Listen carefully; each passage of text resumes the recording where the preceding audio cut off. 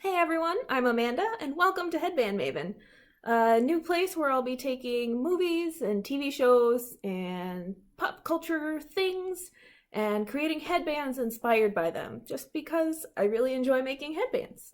So I thought I would start off this new project by sort of mixing it in with something else that I've really wanted to do for a while now, and that is watch all of the Disney movies from beginning to end, or I suppose I should say the first to the last. So starting with Snow White and ending with Frozen 2. Although by the time I actually complete all 50 some, watching through all 50 some movies, it'll probably be Raya and the Last Dragon.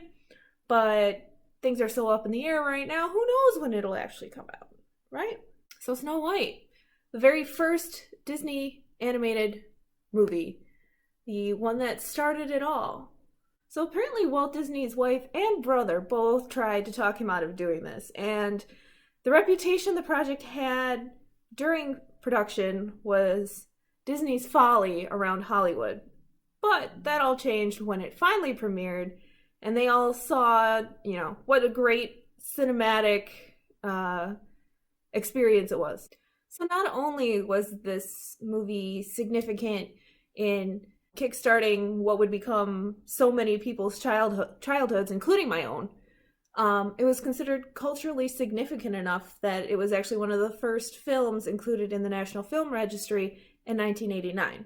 It's actually based on the Brothers Grimm tale of the same name, but because it's Snow White, of course, we have to make it family friendly. Snow White follows the story of the Princess Snow White, and her, I guess you could call it a quest to escape her jealous, wicked, I was going to say wicked stepmother, but that's Cinderella, that's a different story. We're talking about the evil queen, who is her stepmother. So the queen has a tendency to look into her magic mirror and ask the slave within the magic mirror who is the fairest in the land. And, everything's fine until the mirror says Snow White is now the fairest in the land. Now, the queen is not happy about that. She gets very jealous, and she sends her huntsman to take Snow White into the forest under the ruse that she was being taken to pick flowers, where he is supposed to murder her. Now, thankfully for Snow White, her would-be murderer has a change of conscience, and instead of killing her, ends up spilling everything to her, and she goes running off into the woods to find somewhere else to go, because she can't go home. Mom's gonna kill her, or stepmom's gonna kill her. So she wanders through this horrible forest. This girl who probably hasn't seen the outside of a palace in her whole life is suddenly running through the darkest reaches of the forest, and her imagination is running wild. The trees are monsters. There's things out to get her. All of the branches she gets cut on are like, fingers trying to capture her. And I'll admit, as a kid, I didn't understand, that was her imagination at play. I thought, oh my God, this is a terrible place. This place exists. Oh my God, she's gonna die. But, obviously as an adult, I've rewatched it and I understand now that it wasn't actually a magic forest. It was the imagination of a 14-year-old girl, 14? I'm not sure how old she was, a young girl running away. That's terrifying. She ends up crying on the floor of the woods. She's overwhelmed. And in classic Disney fashion, the animals come and they calm her down. So she asks the forest animals where she can go, because obviously, she can't sleep in a bird's nest or in a little bunny hole. So they end up leading her to the dwarf's cottage, which, 7 grown men, no women folk around. The place is a mess. She walks in and she's just like, oh my God, it's crazy in here. So she decides that in order to earn her keep and hope that they, let her stay, hidden away in the woods, she starts cleaning the place with the help of her animal friends. It's kind of admirable that, a girl who was a princess, granted her stepmom had, basically demoted her to scullery maid, so she was out scrubbing the steps and stuff. But the fact that she, was like, okay, if I want to be, if I want them to keep me, they won't just keep me because I'm the princess. I want them to keep me because I'm useful. Like there's something in that, and I think the more classic Disney princesses kind of get shit on a little bit. Like they're the classic feminine, feminine stereotypes basically. But they've each got their strengths, and I think Snow White's was the ability to take her stepmom trying to kill her and say, okay, what do I need to do to survive?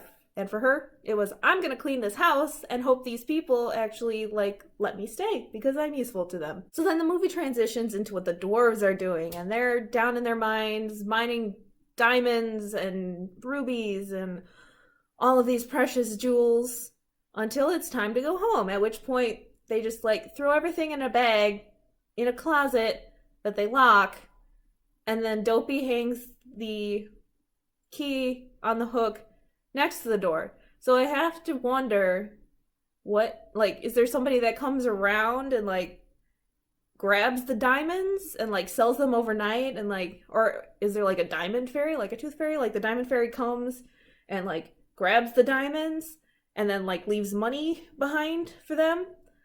Well, and then I also have to wonder, are they being properly compensated? I mean, I don't know what the value of a diamond or, precious gem was back in the day, but it seems unlike the Seven Dwarfs could probably afford a much nicer living space than they currently have. They could have bought their own castle probably. So I don't know. I'm not gonna judge. I'm just saying there's some weird stuff going on in the mining industry in this movie. So they come home and they see the lights on, and of course their initial reaction is, oh no, someone's broken into our house, which is technically true, but I mean, Snow White's not a burglar. She's trying to help them. So they come into the house and they're all like, oh my god, someone's cleaned in here. Oh my god, what happened? This can't be. We've got to hold somebody accountable for this. So they send Dopey upstairs because they're like, oh, we hear something coming from upstairs. Let's make Dopey go check it out. And so Dopey peeks inside and he sees Snow White stretching under the blankets where she is laid down to take a nap. And immediately thinks, oh no, there's a monster upstairs. Or I should say, Dopey doesn't say there's a monster. The other dwarves are asking him 10 million questions, and he just nods, because he's Dopey. He doesn't talk, he just nods.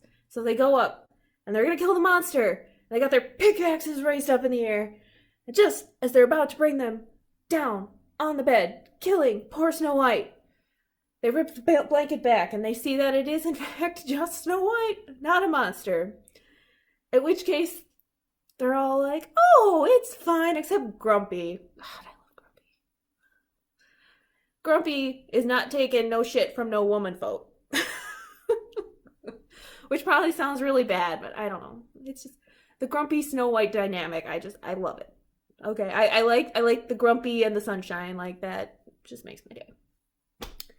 So then Snow White has been preparing dinner while she's been cleaning. And she's willing to serve them, but she's, become sort of the matriarch of the household and is basically like, you don't get food until you wash your hands. And of course Grumpy is not having it. He's judging the others because they're just, laying down, taking what the woman wants them to do. And so then they obviously have to forcefully give him a bath instead of just, washing his hands. So then the night progresses, and after they've had dinner, they're dancing and they're singing and they're playing music and they're telling stories, and they've all basically accepted that Snow White is now one of them, basically. Even Grumpy. Grumpy's not happy about it, but he seems to have just kind of accepted it. Meanwhile, the queen asks her magic mirror, who is the fairest in the land? And obviously, since Snow White is still alive, it's gonna be Snow White. Which flat out, pisses her off. She can't believe that her huntsman would disobey her and trick her by putting a pig's heart in the box meant for Snow White's heart. So, she hatches a plan to turn herself into a beggar woman and convince Snow White to bite a poison apple that will put her into a deep, deep sleep. Now, I have a very big issue with this because the whole thing has been Snow White is the fairest in the land, meaning she's obviously the fairest living person in the land. If you're just putting her into like a death-like sleep, she's still awake. You know, she's still going to be the fairest in the land. So I don't understand. Like, if you literally want to be the fairest in the land, you are going to have to actually kill her or find a way to, like, remove her from, the kingdom or whatever.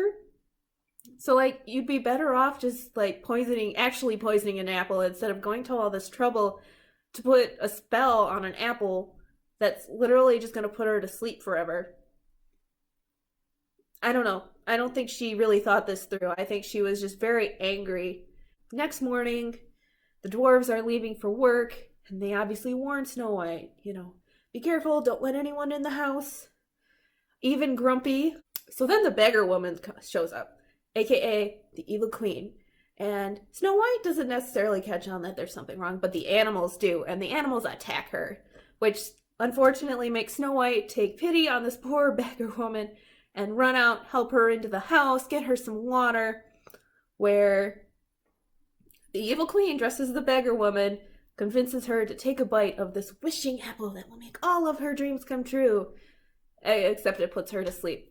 And while all of this is going on, the animals, knowing that something is going to happen, have rushed off to get the dwarves to come, stop the whole thing. But they're too late. The queen is leaving the cottage as they show up. So they go off in pursuit of her, trying to catch her, hold her accountable for this horrible crime that she has committed. But instead, she ends up falling off a cliff while trying to knock a boulder on top of them. So I guess that's karma. And unfortunately for the queen, even though the dwarves thought Snow White was dead, they didn't bury her. She thought, they'll think she's dead and they'll bury her, so she'll never be woken up. Well, they didn't do that. They thought she was so beautiful that they were just gonna put her in a glass coffin and leave her for the world to see.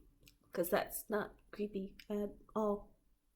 Nope. And of course the prince has to come and, because he's heard these rumors about this beautiful girl laying in a glass coffin. He comes and he gives her a kiss, because I guess that's what princes are into, is kissing dead chicks. And magically she wakes up!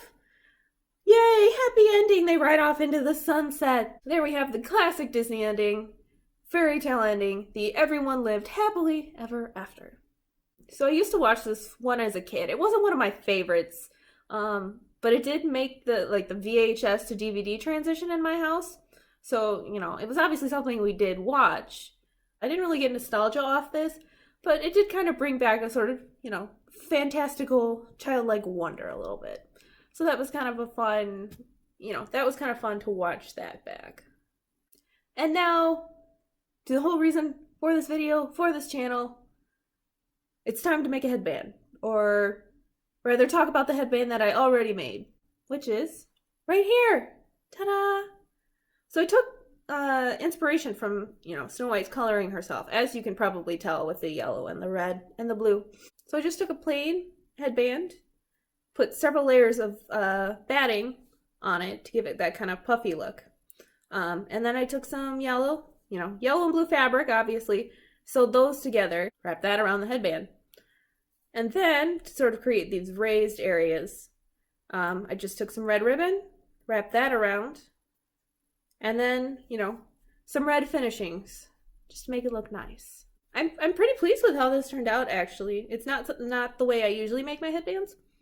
And it kind of, I don't know, I get like a weird medieval kind of vibe from it. Like, I feel like there should be like, strings of flowers or something coming off the edge of it. But, so we're going to put it on here. Ta-da! It's very cute. Doesn't match my outfit, but that's okay. It's very cute. So there we are. We have a headband.